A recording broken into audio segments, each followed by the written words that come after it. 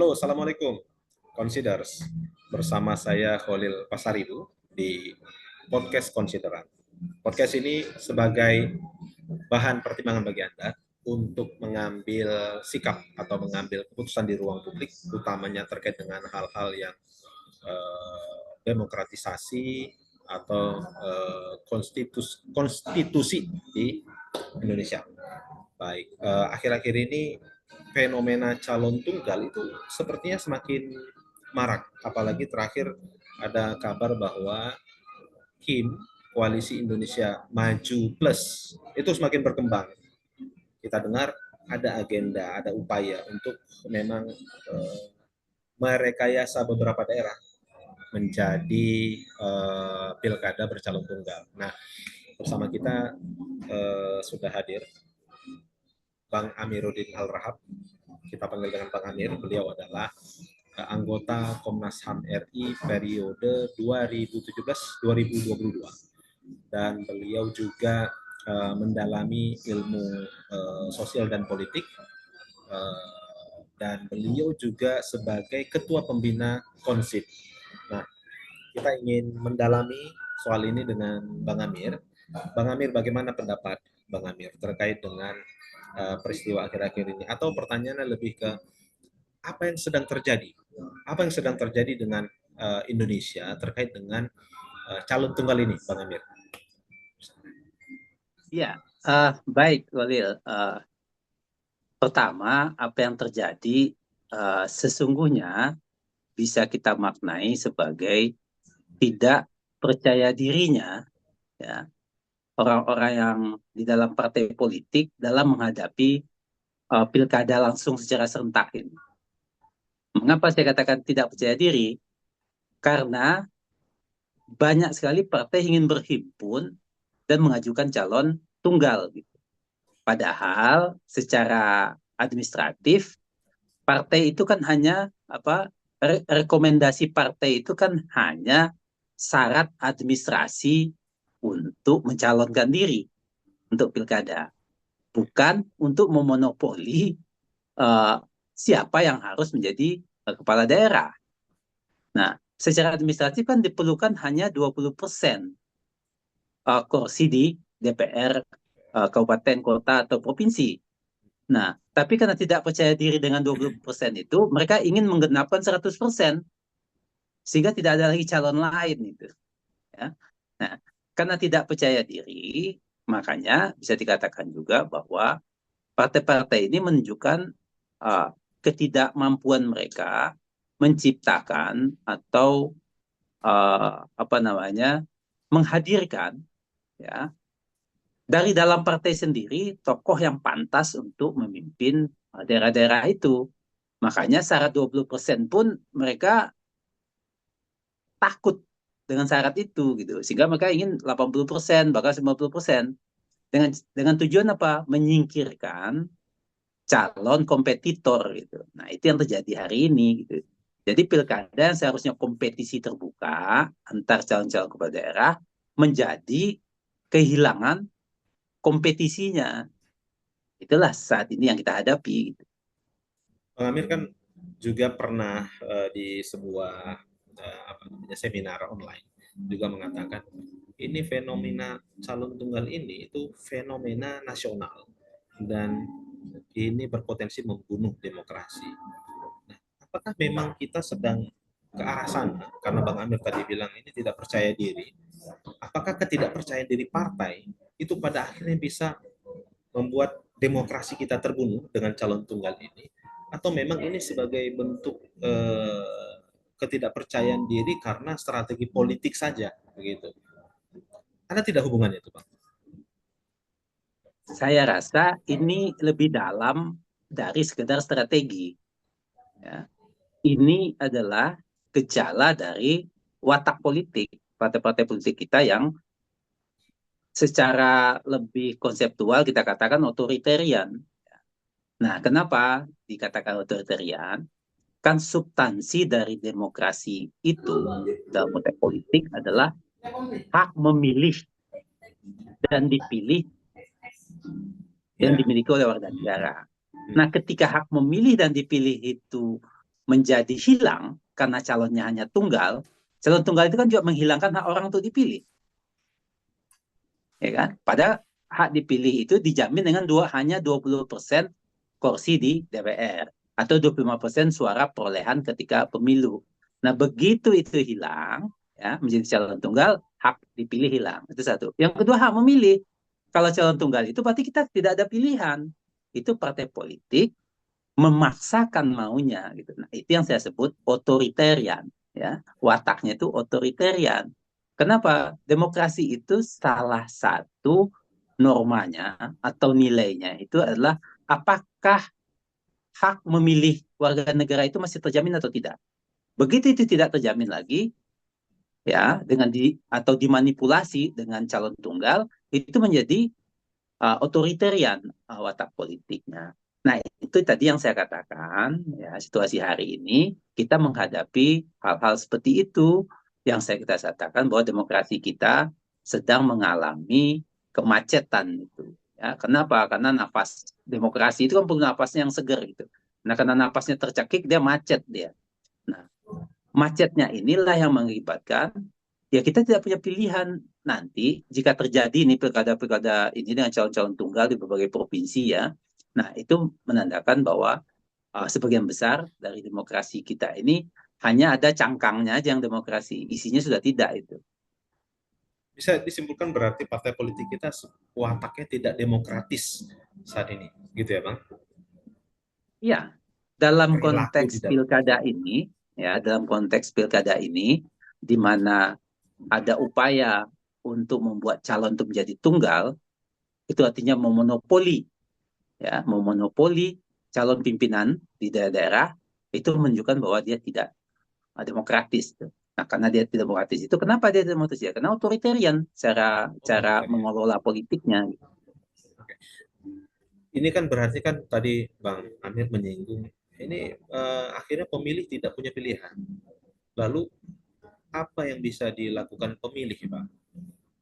Ini kan seperti partai politik itu tidak memberi pilihan dan akhirnya pemilih itu terjebak dengan desainnya partai politik. Apakah tidak ada perlawanan dari pemilih yang bisa dilakukan? Atau memang ya karena memang sistemnya seperti ini, ya sudah pemilih bisa mengikut arus saja gitu, mengikuti arus dari apa yang sudah didesain atau diterkait oleh partai politik. Nah, ini pertanyaan baik ya. Pertama, tentu kita semua menyadari dalam sistem demokrasi elektoral, partai politik adalah sangat penting. Ya. Itu bukan kita anti partai politik menolak calon tunggal, tapi karena kita sangat menyadari partai politik adalah sangat penting dalam demokrasi elektoral. Oleh karena itu, partai itu harus memperbaiki dirinya. Itu satu hal. Nah, hal yang kedua, warga negara, setiap individu warga negara memiliki hak memilih. Ya. Nah, karena itu hak memilih, bukan kewajiban memilih loh ya. Memilih itu adalah hak warga negara. Nah, kalau partainya tidak memberi ruang demokrasi untuk memilih, ya si warga negara punya pilihan, tidak menggunakan hak pilihnya.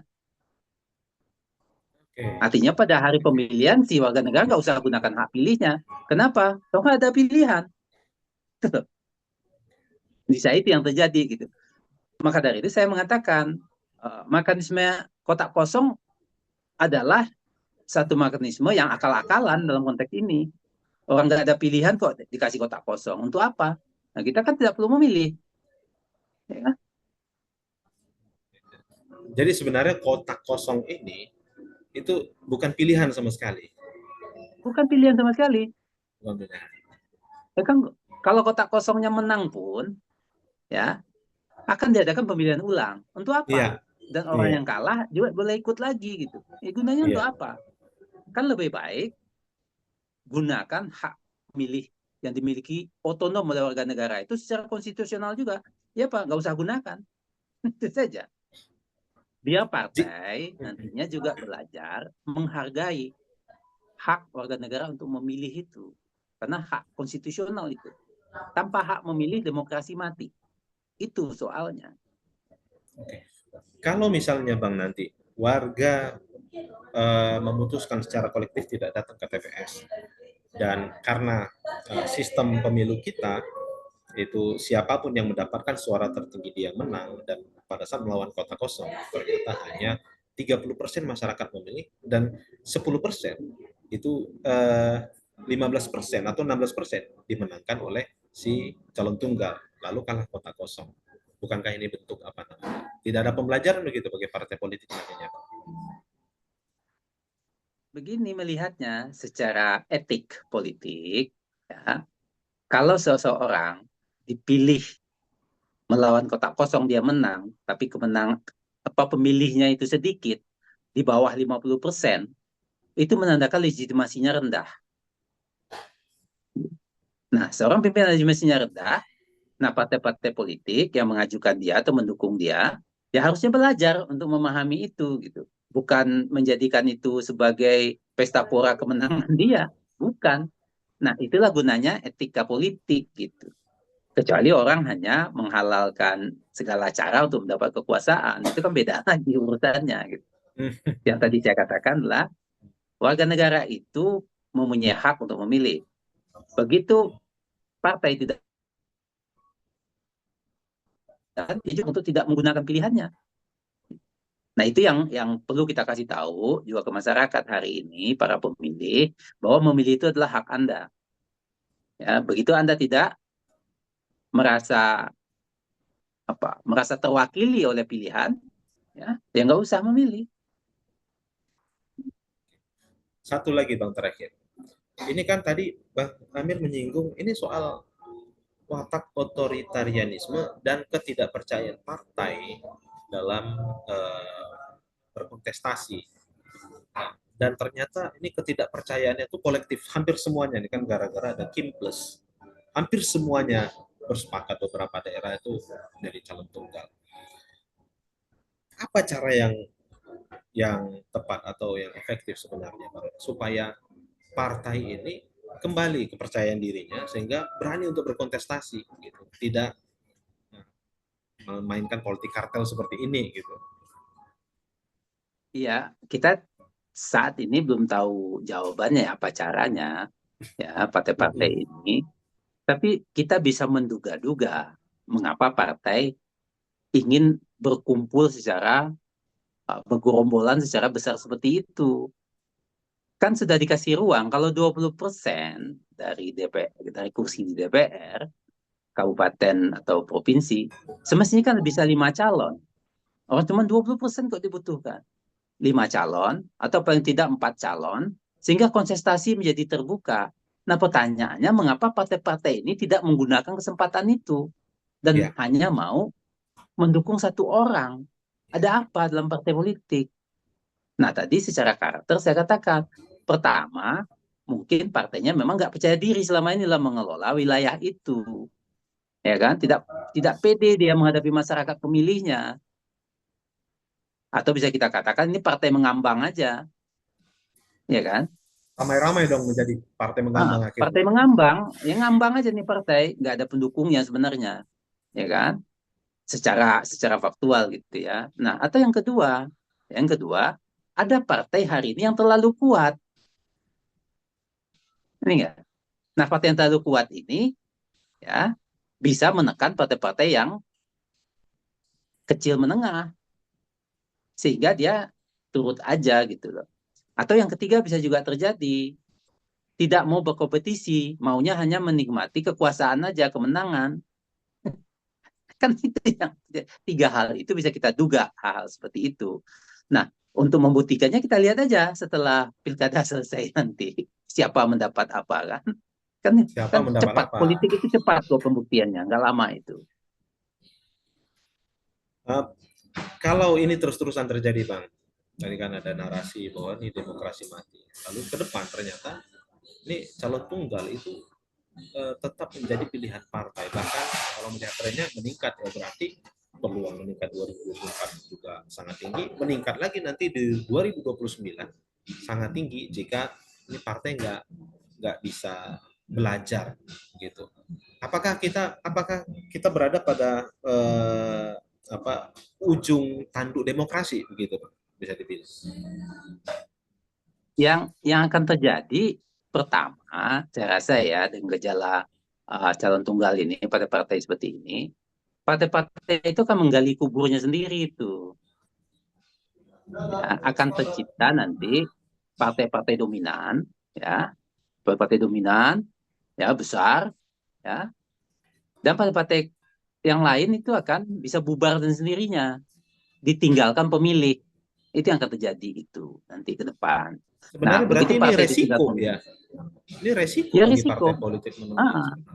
iya, karena partai tidak menggunakan ketempatan dia untuk menunjukkan kemampuannya kan dalam pilkada. Dengan sendirinya dia akan kehilangan kehilangan apa namanya pendukung, gitu kan?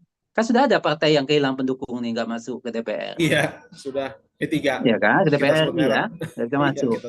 Begitu dia nggak bisa masuk ke DPR RI, sampai kapanpun dia nggak akan bisa masuk lagi tuh. Pendukung itu kan melihatnya begitu, pemilih itu. Nah, ini juga akan terjadi di partai-partai di daerah ini. Nah, satu ilmuwan politik sangat berpengaruh dalam ilmu politik, namanya Edward Gibson, mengatakan bahwa kalau tercipta partai hegemonik atau partai dominan, partai itu akan menguasai daerah itu terus-menerus. Nah, kita bisa ke sana ujungnya. Dengan sendirinya demokrasi akan sekarat itu kalau udah begitu. Nah, itu dulu yang terjadi, dicontohkan oleh Gibson. Itu di mana? Di Meksiko, Argentina. Misal kalau di Argentina itu partai Veronis. Begitu partai Veronis menjadi dominan dan hegemonik, partai yang lain nggak bisa tumbuh. Karena dia udah menguasai semua wilayah. Itu udah menguasai segala sumber daya. Nah, kalau kita biarkan calon tunggal ini akan menjadi seperti itu gitu. Kita akan menghadapi situasi seperti di Argentina tahun 90-an atau Meksiko tahun 90-an. Munculnya satu dua partai hegemonik. Nah, contohlah kita di Indonesia ini contoh saja, mudah-mudahan tidak terjadi ya. Akan terjadi di berbagai provinsi dan kabupaten nanti Indonesia dipimpin oleh partai yang sama, ya kan? Misalnya Partai Gerindra misalnya. Ya. Nah, itu kan menjadi hegemonik dia. Begitu dia hegemonik, partai lain pasti akan tertutup itu oleh dia. Mati Nah, dengan jadi sendirinya. kita bisa menghadapi situasi itu. Makanya dari awal sekarang kita katakan jangan main-main dengan calon tunggal terus seperti ini. Gitu. Karena Pak ujungnya situ yang akan rugi partai itu sendiri kok. Lihat aja nanti. Ini warning betul ini ternyata bagi partai. Jadi sebelum mengambil keputusan yang salah, sebelum membunuh partai sendiri di masa yang akan datang, Iya, lebih baik ya kan contohnya berpikir kita ulang. pernah mengalami, Lil. Begitu dulu Golkar menjadi partai hegemonik, P3 sama PDIP kan nggak pernah bisa mimpin daerah. Iya, iya itu Nggak pernah bisa. pengalaman nyata. Ya. Ya kan? Nah, itu walaupun dulu itu tidak dipilih langsung, dipilih oleh anggota DPRD. Tapi anggota DPRD itu kan nggak pernah mencalonkan atau mengajukan orang PDIP atau P3 kepada presiden waktu itu. Nggak pernah ada. Nah, itulah contoh dari partai hegemonik yang dominan gitu. Nah, kalau seperti ini kita teruskan, calon tunggal ini juga kan kita mengarah ke sana lagi gitu. Oke, ini warning bukan hanya pada pemilih ya, yang kehilangan hak memilih, tapi juga warning kepada partai politik. Jadi mudah-mudahan jadi pertimbangan. Terima kasih banyak, Bang Amir. Salam demokrasi, Bang. Terima kasih. Demokrasi deh ya.